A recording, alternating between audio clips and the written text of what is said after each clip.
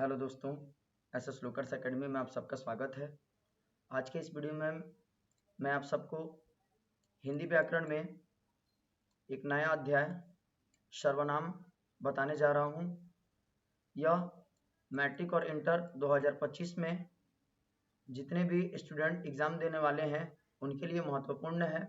साथ ही दूसरे कक्षाओं के भी विद्यार्थियों के लिए यह वीडियो महत्वपूर्ण है। तो आप सभी लोग इस वीडियो को आखिरी तक ज़रूर देखिएगा और वीडियो अच्छा लगे तो अपने दोस्तों में ज़रूर शेयर कीजिएगा। तो चलिए बिना देरी किए हुए वीडियो को शुरू करते हैं। सबसे पहले हम लोग बात करेंगे सर्वनाम के बारे में कि सर्वनाम होता क्या है। पिछले वीडियो में हमने संज्ञा के बारे में पढ़ा था।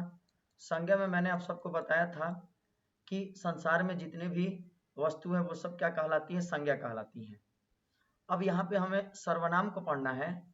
तो सर्वनाम क्या होता है, संज्ञा के स्थान पर प्रयुक्त किया जाता है। जैसे हमने किसी वाक्य में राम शब्द का प्रयोग किया, जैसे हमने बोला कि राम घर जाता है, राम पढ़ने में तेज है, राम खाना खाता है। तो हमने क्या किया कि इन वाक्यों में राम शब्द को कई बार प्रयोग किया। तो राम शब्द का कई बार प्रयोग किया तो ये राम शब्द का बार बार प्रयोग करने से इरिटेटिंग होगा। तो इसको हम लोग क्या कहते हैं, पुनरुक्ति कहते हैं। यानी किसी शब्द का बार बार प्रयोग करना पुनरुक्ति कहलाता है। तो हम पुनरुक्तियों को दूर करने के लिए क्या करते हैं, सर्वनाम का प्रयोग करते हैं। यानी अगर हम एक वाक्य में बोल दिए कि राम अच्छा लड़का है, तो हम बोल सकते हैं कि वो घर जा रहा है, वो पढ़ने में तेज है। तो यहाँ पे हम क्या किए कि वह का प्रयोग किए राम के स्थान पर। यानी राम जो नाम था ये संज्ञा था और इसके स्थान पे हमने क्या किया कि वह शब्द का प्रयोग किया। तो वह क्या है, सर्वनाम है। तो सर्वनाम क्या होता है कि संज्ञा के स्थान पर प्रयुक्त होने वाला जो शब्द होता है उसी को हम लोग सर्वनाम कहते हैं। आज सर्वनाम प्रयोग क्यों करते हैं, क्योंकि जो पुनरुक्ति होता है यानी जिन शब्दों का हम बार बार प्रयोग करते हैं, तो उन पुनरुक्तियों को दूर करने के लिए हम सर्वनाम शब्द का इस्तेमाल करते हैं या प्रयोग करते हैं। जैसे सर्वनाम की बात करेंगे तो उदाहरण में हो जाएगा मैं, हम, तुम, तू, वह, यह, आप, कौन, कोई। ये सब क्या है, सर्वनाम के उदाहरण है। अब बात यह आता है, एग्जाम में पूछा जाता है कि सर्वनाम कितने होते हैं। सर्वनाम का भेद तो अलग होता है। लोग कंफ्यूज हो जाते हैं कि यह सर्वनाम कितने होते हैं, तो सर्वनाम का भेद पूछा जा रहा है तो वो 6 लगा देते हैं। 6 या 5, 4, 3, 2 ऐसे ऑप्शन में रहेगा तो लोग जो है 6 लगा करके आगे बढ़ जाते हैं। लेकिन हमें ध्यान रखना है कि सर्वनाम पूछा जा रहा है कि सर्वनाम कितने होते हैं, सर्वनाम का भेद नहीं पूछा जा रहा है। तो सर्वनाम कितने होते हैं अगर पूछा जाएगा तो वहां हमको बताना है कि सर्वनाम 11 गो होते हैं। सर्वनाम की संख्या कितनी है, तो 11 है। कौन कौन, तो यहाँ लिखा हुआ है कि हिंदी में कुल 11 सर्वनाम होते हैं, जिसमें पहला मैं, दूसरा तू, तीसरा आप, चौथा यह, पांचवा वह, छठा जो, सातवां सो, आठवां कोई, नौवां कुछ, 10वां कौन और 11 नंबर क्या। ये 11 हमारे क्या है, सर्वनाम कहे जाते हैं। तो पूछा जाएगा कि सर्वनाम की संख्या कितनी होती है, तो 11 होती है। अब आगे बढ़ेंगे हम लोग तो ये पढ़ेंगे कि सर्वनाम के भेद कितने होते हैं। तो सर्वनाम के कुल कितने भेद होते हैं, तो 6 भेद होते हैं। सर्वनाम की संख्या बताएं, 11 होता है। भेद कितने होते हैं, तो 6 होते हैं। जिनमें पहला हो गया हमारा पुरुषवाचक सर्वनाम, दूसरा हो गया निश्चयवाचक सर्वनाम, तीसरा हो गया अनिश्चयवाचक सर्वनाम, चौथा हो गया प्रश्नवाचक सर्वनाम, पांचवा हो गया संबंधवाचक सर्वनाम और छठा हो गया हमारा निजवाचक सर्वनाम। तो टोटल सर्वनाम के भेद कितने हैं, तो 6 हैं, या सर्वनाम के प्रकार कितने हैं, तो 6 हैं। अब एक एक करके हम इन 6 की चर्चा नीचे करेंगे। तो सबसे पहले क्या है, पुरुषवाचक सर्वनाम है। तो पुरुषवाचक सर्वनाम पढ़ने से पहले ये पढ़ेंगे कि पुरुषवाचक सर्वनाम कितने प्रकार के होते हैं। पुरुषवाचक सर्वनाम के प्रकार, तो पुरुषवाचक सर्वनाम 3 प्रकार के होते हैं। पहला उत्तम पुरुष, दूसरा मध्यम पुरुष और तीसरा अन्य पुरुष। उत्तम पुरुष में क्या करते हैं हम लोग, मैं और हम का प्रयोग करते हैं। मध्यम पुरुष में हम लोग तू और तुम का प्रयोग करते हैं और अन्य पुरुष में आप, वह, यह, वे, इन सभी का प्रयोग करते हैं। तो अगर पूछा जाएगा कि पुरुषवाचक सर्वनाम कितने प्रकार के, तो 3 प्रकार के, उत्तम पुरुष, मध्यम पुरुष और अन्य पुरुष। उत्तम पुरुष में मैं और हम का प्रयोग करते हैं, मध्यम पुरुष में तू और तुम का प्रयोग करते हैं, अन्य पुरुष में आप, वह, यह, वे का प्रयोग किया जाता है। अब पुरुषवाचक सर्वनाम होता क्या है, तो इसमें जो पुरुष और स्त्रियों के जो है बोध कराया जाए उनके बारे में। जैसे वक्ता, वक्ता यानी कि जो बोलने वाला व्यक्ति होता है, और लेखक या स्वयं अपने लिए अथवा श्रोता के लिए हम क्या करते हैं, पुरुषवाचक सर्वनाम का प्रयोग करते हैं। पुरुषवाचक सर्वनाम का प्रयोग क्या होगा, तो पुरुष या स्त्री के लिए पुरुषवाचक सर्वनाम का प्रयोग किया जाता है। या कहा जा रहा है कि बोलने वाला व्यक्ति हो गया, या लिखने वाला व्यक्ति हो गया, या सुनने वाला, या पढ़ने वाला, इन सभी व्यक्तियों के लिए हम लोग क्या करते हैं, पुरुषवाचक सर्वनाम का प्रयोग करते हैं। जैसे मैं, हम, तुम, यह, वह, वे, ये सब क्या है, पुरुषवाचक सर्वनाम के उदाहरण। जैसे मैं अभी आप सबको पढ़ा रहा हूँ, तो मैं पढ़ाने का, बोलने का काम कर रहा हूँ, तो मैं वक्ता हो गया। आप सभी लोग जो है इसको सुनने का, देखने का काम कर रहे हैं, तो आप क्या हो गए, श्रोता हो गए। तो मतलब कि यहाँ पे पुरुषवाचक सर्वनाम में याद रखना है कि या पुरुषवाचक सर्वनाम में वक्ता के लिए, या लेखक के लिए, श्रोता के लिए, या पाठक के लिए हम क्या करते हैं, पुरुषवाचक सर्वनाम का प्रयोग करते हैं, जिसमें मैं, हम, तुम, यह, वह, वे, ये सभी आते हैं। दूसरा नंबर जो सर्वनाम है हमारा, वो है निश्चयवाचक सर्वनाम, और तीसरा हमारा अनिश्चयवाचक सर्वनाम है। दोनों एक दूसरे का अपोजिट है।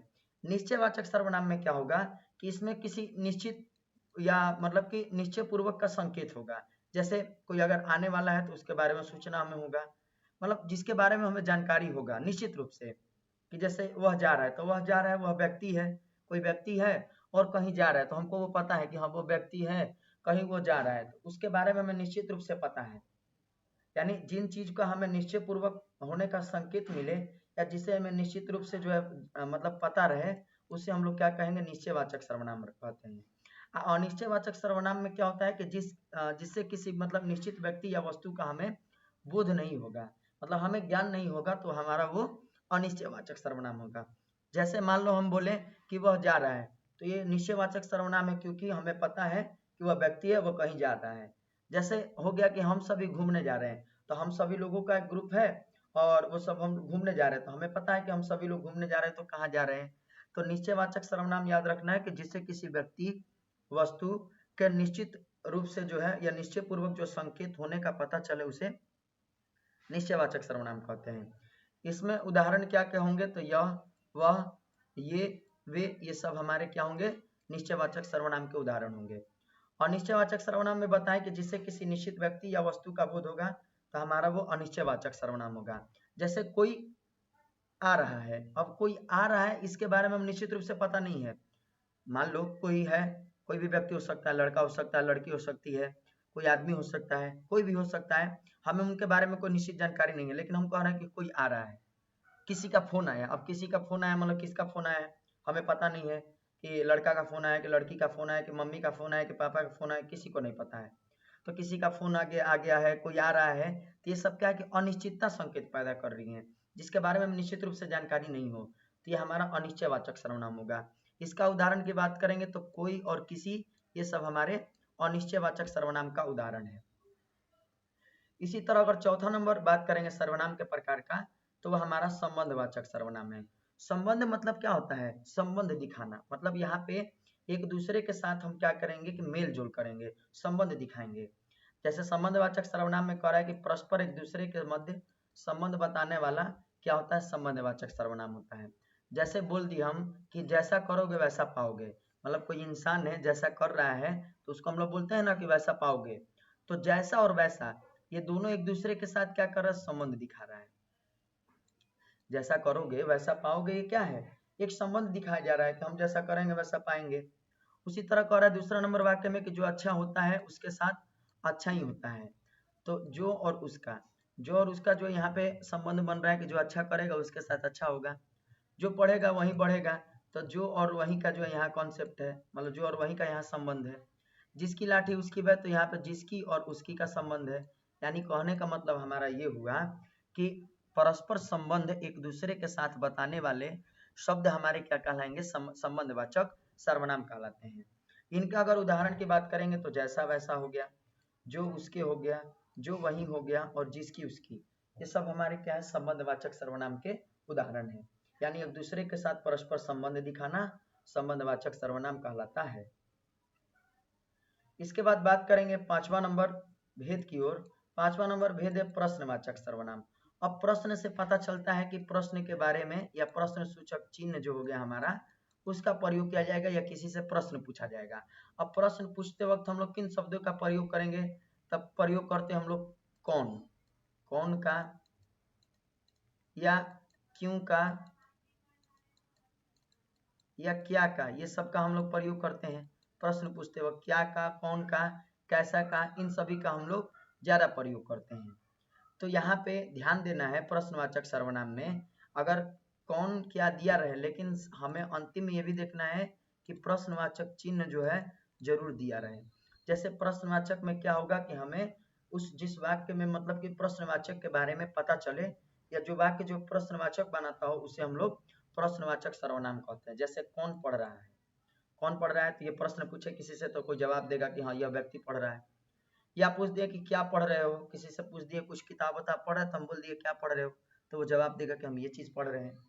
या मान लो कि कह देंगे कि यह वीडियो कैसा लगा, जो अभी मैं वीडियो बना रहा हूँ आप लोग से पूछ दूंगा कि यह वीडियो कैसा लगा, आपसे पूछता ही हूँ मैं हर वीडियो में, तो आप लोग अपना कमेंट में जवाब देंगे कि हाँ ये वीडियो अच्छा लगा कि नहीं लगा, इसमें ऐसा है तो वैसा है, आप क्या करेंगे, जवाब देंगे। तो मैंने क्या किया, आपसे प्रश्न पूछा। तो प्रश्न पूछना किसी वाक्य में अगर प्रश्नवाचक के बारे में प्रश्नवाचक जो बनाता है कोई अगर वाक्य, तो उसको हम लोग क्या कहेंगे, प्रश्नवाचक सर्वनाम करेंगे। और जाहिर सी बात है इसमें याद रखिएगा आप लोग के प्रश्नवाचक चिन्ह का प्रयोग किया जाएगा। तो प्रश्नवाचक सर्वनाम हमारा ये होता है। इनमें जो है जो प्रश्नवाचक सर्वनाम के उदाहरण हो गए, तो उसमें हमारा कौन, कैसा और क्या, इन शब्द का हम लोग प्रयोग करते हैं। इसके बाद जो छठा नंबर हमारा सर्वनाम का भेद है वह निजवाचक सर्वनाम है। निज मतलब क्या होता है, स्वयं का। निज मतलब खुद का या स्वयं का समझना है। निज मतलब क्या होता है कि स्वयं का या खुद का। तो निजवाचक सर्वनाम में क्या होगा कि जब हम खुद के लिए या स्वयं के लिए आप अपना अपने शब्द का प्रयोग करेंगे, मतलब यहाँ पे जो है आप शब्द का प्रयोग हम दूसरे के लिए नहीं, हम क्या करेंगे, अपने लिए प्रयोग करेंगे। जैसे पुरुषवाचक सर्वनाम में हम बताए थे कि पुरुषवाचक सर्वनाम 3 प्रकार के होंगे, उत्तम पुरुष, मध्यम पुरुष और अन्य पुरुष। तो अन्य पुरुष में बताया कि आप शब्द का प्रयोग करेंगे अन्य पुरुष में। तो अन्य पुरुष में आप शब्द का प्रयोग करेंगे, लेकिन वहां पे आप जो दूसरे के लिए है, लेकिन यहाँ पे आप अपना अपने शब्द का प्रयोग कहा जा रहा है कि स्वयं के लिए करेंगे, तो वो हमारा क्या होगा, निजवाचक सर्वनाम होगा। जैसे उदाहरण में समझिएगा, आप लोग के पहला उदाहरण दिया कि मैं अपना काम कर लूंगा, तो मैं अपने आप को बोल रहा हूँ कि मेरा जो काम है वो मैं खुद कर लूंगा। या मैं बोलूंगा कि वह अपने मामा के घर जा रहा है, वह अपने मामा के यानी कि उसके मामा है, वो अपने मामा के यहाँ जा रहा है, किसी दूसरे के मामा के यहाँ नहीं जा रहा है। तो यहाँ पे अपने, अपना, आप, इन सभी का इस्तेमाल जो हम स्वयं के लिए करेंगे, तो स्वयं के लिए आप अपना शब्द का प्रयोग करते हैं तो वह हमारा निजवाचक सर्वनाम होता है। लेकिन अगर स्वयं को छोड़ करके किसी दूसरे के लिए आप शब्द का प्रयोग कर रहे हैं, तो वह आप शब्द क्या हो जाएगा, पुरुषवाचक सर्वनाम में प्रयोग करते हैं। तो निजवाचक सर्वनाम स्वयं के लिए, और प्रश्नवाचक सर्वनाम जिसमें हम किसी वाक्य का प्रयोग करते उसमें प्रश्नवाचक बनता है वो वाक्य, तो प्रश्नवाचक सर्वनाम होगा। तो ये जो हमारे सर्वनाम थे उसके भेद थे और उनके भेदों के बारे में था। अब आगे जो है लोगों को ज्यादा कंफ्यूजन होता है निजवाचक सर्वनाम और पुरुषवाचक सर्वनाम में, क्योंकि यहाँ पे आप जो शब्द है दोनों में प्रयोग किया जाता है। तो लोग जो है थोड़ा कंफ्यूजन में होते हैं कि कैसे हम पहचाने कि आप शब्द का इस्तेमाल पुरुषवाचक में कैसे होगा, निजवाचक में कैसे होगा। तो अभी हम बताएं यहाँ पे कि आप शब्द का अगर स्वयं के लिए प्रयोग करेंगे तो निजवाचक सर्वनाम हो जाएगा, और दूसरे के लिए प्रयोग करेंगे या श्रोता के लिए प्रयोग करेंगे तो वो पुरुषवाचक सर्वनाम में होगा। जैसे यहाँ पे हमने क्या किया है कि आपको दो भागों में बांट दिया कि आपका प्रयोग पुरुषवाचक में होगा और निजवाचक सर्वनाम में होगा। पुरुषवाचक सर्वनाम में क्या होता है कि यहाँ केवल जो है आप शब्द का प्रयोग श्रोता के लिए करते हैं, श्रोता यानी सुनने वाले दूसरे के लिए। और निजवाचक सर्वनाम में क्या होता है कि यहाँ आप शब्द का प्रयोग जो है अपने लिए अर्थात स्वयं के लिए करते हैं। यानी उसमें क्या होगा, पुरुषवाचक सर्वनाम में श्रोता के लिए, सुनने वाले के लिए आप शब्द का प्रयोग करेंगे, और निजवाचक सर्वनाम में क्या करेंगे कि स्वयं के लिए और खुद के लिए जो हम निजवाचक सर्वनाम का प्रयोग करेंगे। ठीक, जैसा हम समझेंगे उदाहरण में कि मैं यह कार्य अपने आप कर लूंगा, तो मैं यह कार्य अपने आप कर लूंगा, तो इसमें क्या है कि हम अपने लिए, खुद के लिए जो है इस वाक्य का प्रयोग किए, और यहाँ खुद के लिए जो अपना शब्द का प्रयोग किए हैं, किसी दूसरे के लिए नहीं किए हैं। वैसे ही पुरुषवाचक सर्वनाम में कह रहा है कि यहाँ जो है आप जो है आदर सूचक मध्यम पुरुष में प्रयोग किया जाता है, यानी आप शब्द का प्रयोग जो है मध्यम पुरुष में आदर सूचक दिखाने के लिए भी प्रयोग कर सकते हैं। तो यही पुरुषवाचक सर्वनाम और निजवाचक सर्वनाम में अंतर है। पुरुषवाचक सर्वनाम में सुनने वाले के लिए या श्रोता के लिए प्रयोग करते हैं आप शब्द का, और निजवाचक सर्वनाम में आप शब्द का प्रयोग स्वयं के लिए या अपने शब्द का प्रयोग स्वयं के लिए करते हैं, तो हमारा निजवाचक सर्वनाम होता है। तो यही पुरुष और निज में कंफ्यूजन जो होता है ऐसे ही हमें दूर करना है। तो ये सर्वनाम था। अब नेक्स्ट वीडियो में हम लोग क्या करेंगे कि कुछ और ग्रामर का जो हिंदी व्याकरण है उसके टॉपिक को पढ़ेंगे और इसके बाद जो है इन सारे टॉपिकों को मिला करके हम लोग एमसीक्यू क्वेश्चन को करेंगे। अभी तक हमने 4-5 जो है ग्रामर का टॉपिक पढ़ा दिया है, प्लेलिस्ट में भी है, आप लोग जा करके देख सकते हैं जो लोग नहीं देखे होंगे। और 2-3 हम लोग ग्रामर का टॉपिक पढ़ के सारे चैप्टरों का एमसीक्यू करेंगे। तो आप सभी अगर चैनल पर नए होंगे तो चैनल को जरूर सब्सक्राइब कर लेंगे और बेल आइकन को प्रेस कर देंगे ताकि नए नए वीडियो का अपडेट जो है आप सभी लोगों तक पहले पहुंच सके। और जिनको ये वीडियो अच्छा लगा है तो आप जरूर कमेंट में बताइएगा, और कहीं गलतियां हुई हो तो वो भी आप लोग कमेंट में जरूर बताइएगा ताकि हम अच्छे से अपने में सुधार ला सके। धन्यवाद।